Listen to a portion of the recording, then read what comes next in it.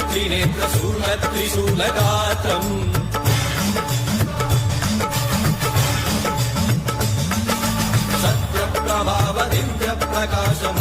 सत्यप्रभावदिव्यप्रकाशमन्त्रस्वरूपमात्रम्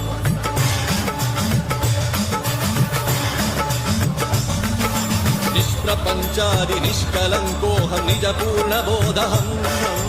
प्रत्यगात्माहं नित्यब्रह्मोऽहं स्वप्रकाशोऽहं